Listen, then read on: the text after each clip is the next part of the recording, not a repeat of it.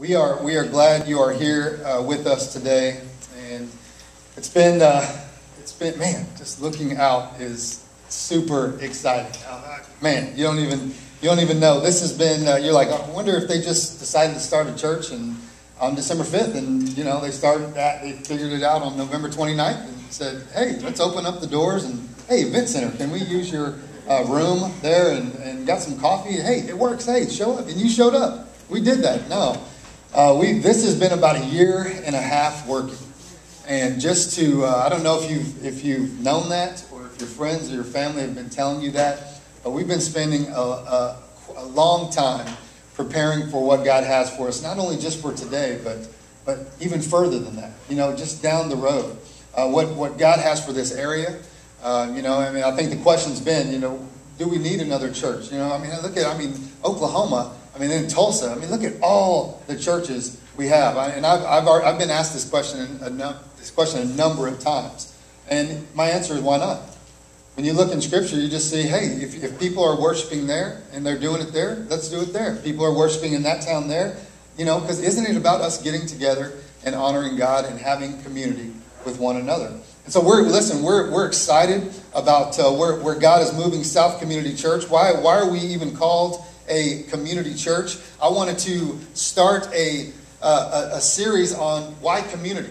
What's the big deal with community? You see in the graphic, you saw all this stuff going up. That kind of tells the story of where we are. We have people that are separated. You have some that are on the street, and then there's this beautiful picture at the end of man, these homes together. I had a friend I have a friend who has this dream of all of his family living in the same cul-de-sac. Imagine like having your mother-in-law in the same cul-de-sac. I would love it. I'm just saying, it would be amazing if I could get my mother-in-law to be in the cul-de-sac with me. So watch that. Listen, this is something that the author, this is in Hebrews 10:23 through 25. You can kind of see it or whatever on your screen. Bring your Bibles. It's just great. I want to read this to you, and then we're just going to talk about it briefly, and then we'll be going. It says, "Let us hold fast the confession of our hope without wavering. For he," capital H, you should know that, "he who promised is faithful." Remember me in the prayer time talking about a promise keeper? This is years ago. Whoa, author of Hebrews writing to these people, and he's saying, he who promised is faithful. Even if you don't hear anything else today, Jeff, if you don't hear anything else today, Heidi, if you don't hear anything else today, maybe that's what you need to hear today from verse 23, that he who promised, the God, Creator himself, is faithful. But I want you to hear more. He who promised is faithful. It says, "And let us consider one another in order to stir up love and good works, not forsaking or forgetting the assembling of ourselves together, as is the manner of some," as we know, "but exhorting one another, and so much the more as you see the day approaching." Now you heard Scripture and you're like, and some of you are like, oh man, what am I going to eat later? What does that really mean? Because don't we get that way sometimes when the preacher starts to talk about, start lifting up Bible stuff? You're like, what's really going on?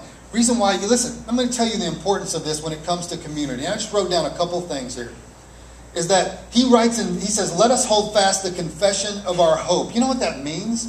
It's having a confident expectation of the future God has for you.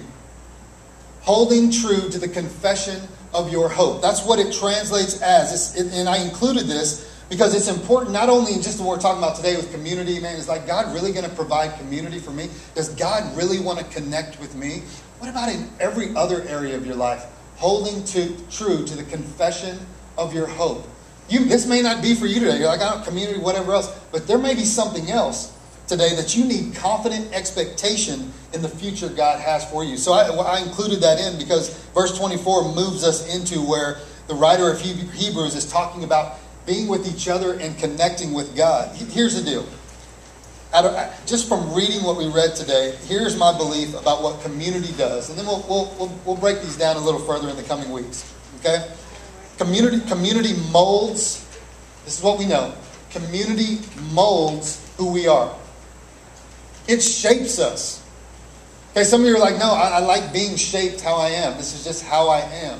And you're like, I don't want to be changed. I mean, no, that's fine. But let me just tell you, when you have true and genuine community within a group of believers or in the church that you know is intentional about community, you begin to see yourself molded for what God meant you to be shaped what God meant you to be. From young to old, it doesn't matter. In South Kids right now, and in the park, and in the nursery, and in the theater, you think they're just back there just doing jumping jacks, being like, whoa, God, you know, and then they come out and they're like, I had fun, it was just about God, and they're eating their candy nonstop, and you're like, what are they doing to them back there?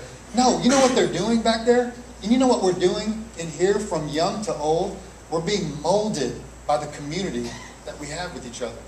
We're being molded, and you're like, what about God? We're being molded by the time that we're spending here honoring God, and we're singing, and we're like, man, I don't know why I'm feeling this way, but I just want to sing. I want to sing these lyrics. I want to believe that I can stand wherever I'm at, in my workplace, in my home, that I can stand for something.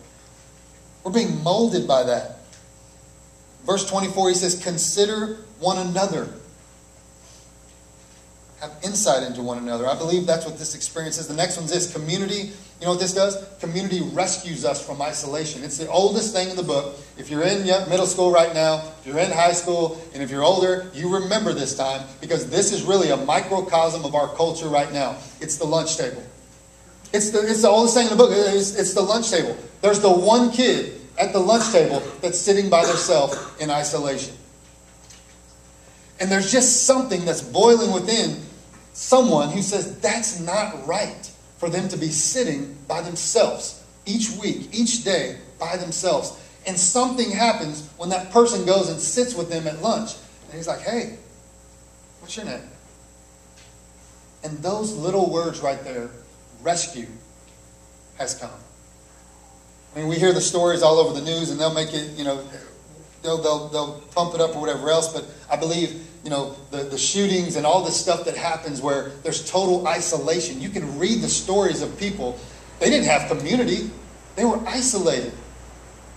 They were isolated from community. And all it really would have took, I mean, maybe it wouldn't, maybe the person was just so out there.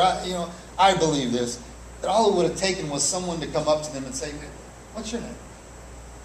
Because community rescues us from isolation. And so for us, I mean, even as a church, we think about, well, what does that mean for us? An extension of our worship, and you'll hear me talk about it, you'll hear me talk about it, you'll hear me talk about it, is us eating together after church. It's an extension of what we do for church. It's like, hey guys, we're done with church. It's been great. Glad you're here. Now don't eat alone. Why am I talking about that? It's because community rescues us from isolation. And in each week, even in our preview services, I would say, don't eat alone. And even in earlier times, in October, when we were meeting together as leadership team, don't eat alone. And the ones you figure out that just didn't want to go to eat, or they just wanted to eat alone, or whatever else, we're struggling. I'm just telling you the truth. And you're like, I don't want to spend money. I don't want to invite someone to my house. I didn't vacuum. Whatever. All the excuses you can come up with. That extension of our lunch together afterwards, and it'll happen each week in some way, shape, or form, is an extension of our worship, because community rescues us from isolation. And here's the last one I want to lift up. Is community, I love this one. I love it. I'm just going to tell you. Community requires our mess to entwine. This is the one, those of you that are now feeling pretty uncomfortable. You're like, I don't want my mess to entwine with anyone because I'm messy. Let me show you a picture of a root system up here. And I'm guessing it's back here. Okay, it's big. Look how messy that is. And if you think that, I mean, if you're like, that's pretty, I love a root system. You got your own, I mean, that's fine. You guess you think that's pretty. But, I mean, I look at that and I'm thinking, right here, that's a mess. But I don't know if you see what I'm seeing, is that I see that that's all together. That it's just touching one another. And it's like, man, why is this? Why are you touching me? Why are you close to me? Why are you asking me how I'm doing? Why do you care about me? And that's one root string saying that to the other if you can't follow.